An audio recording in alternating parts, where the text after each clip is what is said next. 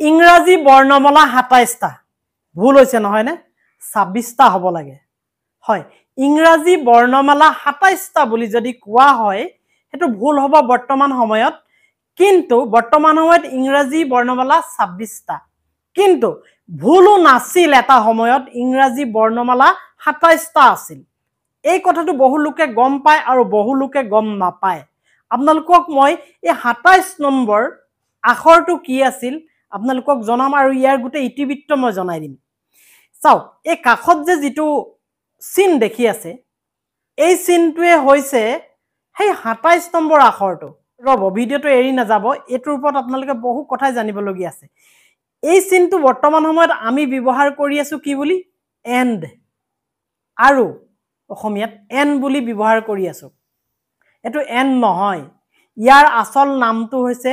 এম্পাৰচেন্ট ইয়া মই লিখি দিছো কাখতে চাওক এম্পাৰচেন্ট বুলি এই আখৰটো কোৱা হয় অৰ্থাৎ এই চিনটো কোৱা হয় ইতিয়া আখৰ হৈ থকা নাই কিন্তু এটা সময়ত ই আখৰ হৈ আছিল ইংৰাজী বৰ্ণমালাৰ ২৭ নম্বৰ আখৰটো এক্স ওয়াই জেড তাৰ পিছতে এম্পাৰচেন্ট এই লেটাৰটো আছিল যেটো ইতিয়া চিহ্ন ৰূপেহে ব্যৱহাৰ কৰা হয় আৰু কিহৰ পৰিৱৰ্তে ব্যৱহাৰ কৰা হয় এন্ডৰ বিপৰীতে এ এন ডি এন্ডৰ বিপৰীতে এই এম্পাৰচেন্ট চিহ্নটো ব্যৱহাৰ কৰা হয় এতিয়া আপোনালোকে বহু লোকে গম পায় যে ২৬টাহে আছে বৰ্ণমালা ইংৰাজীত কিন্তু এটা সময়ত আছিল ২৭টা বৰ্ণমালা আৰু তাৰে হেখৰটো বৰ্ণমালাই হৈছে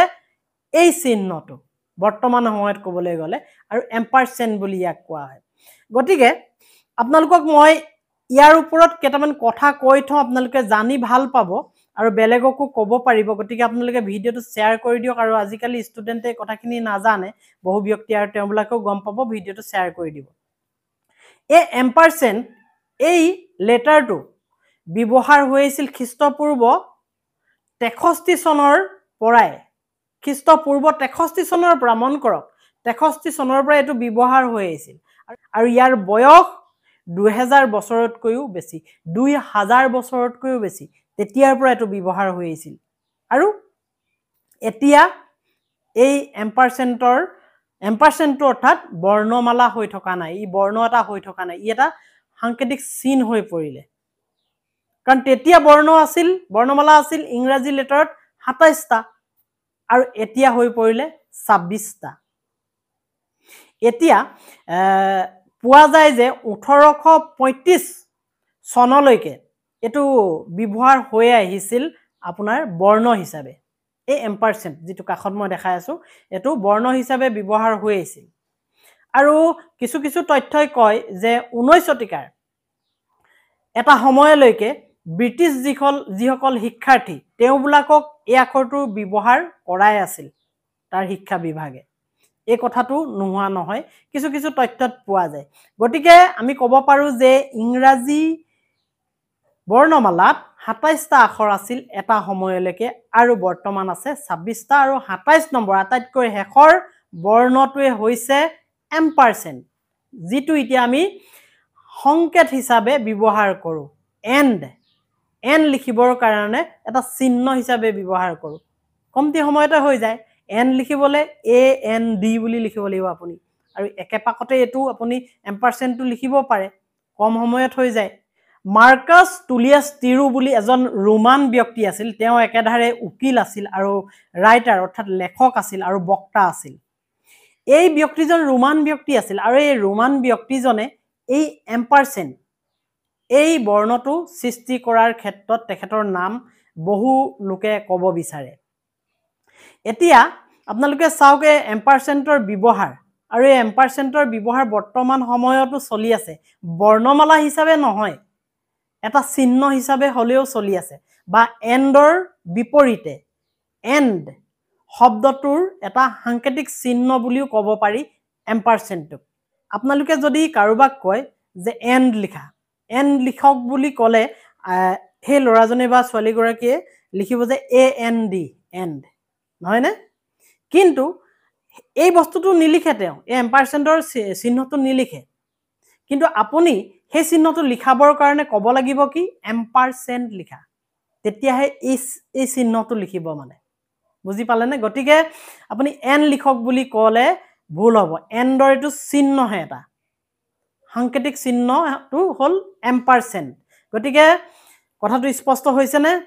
এন লিখক বুলি ক'লে এ এন ডি লিখিব গতিকে এম্পাৰচেণ্ট লিখা বুলি ক'লে এনেকৈ পাক খোৱাকে এ এম্পাৰচেণ্ট যেটো চিহ্ন হিচাপে ব্যৱহাৰ হৈছে সেই 27 নম্বৰ শেষৰ বৰ্ণটো লিখিব এতিয়া চক ইয়াৰ ব্যৱহাৰসমূহ কেনেকৈ হৈ আছে যদিও ই বৰ্ণমালা হিচাপে নাই ই এতিয়াও ব্যৱহাৰ হৈ আছে আমাৰ জীৱনত ই কেনেকৈ ব্যৱহাৰ আছে এতিয়া এঠাইত আপোনালোকে খুব বেছিকৈ ব্যৱহাৰ কৰে হে আছে পাসওয়াৰ্ড আজিকালি গম পায় মেইল আইডি খুলিবৰ কাৰণে পাসওয়াৰ্ড লাগে আপোনাৰ ফেসবুক একাউণ্টটো পাসওয়াৰ্ড লাগে বা ইউটিউব প্ৰতিটো একাউণ্ট খুলিবৰ কাৰণে পাসওয়াৰ্ড লাগে এই পাসওয়াৰ্ড ব্যৱহাৰৰ কাৰণে এম্পাৰচেণ্ট এই চিহ্নটো ব্যৱহাৰ কৰা হয় খুব বেছিকৈ এতিয়া আপোনালোকে হয়তো কথাকাৰ টং কৰিছে তাৰ পিছতে কিছুমান ডাঙৰ ডাঙৰ কোম্পানী আছে সেই কোম্পানীবোৰে নিজৰ নামৰ লগত এম্পাৰচেণ্ট এই চিহ্নটো লিখে যেনেকৈ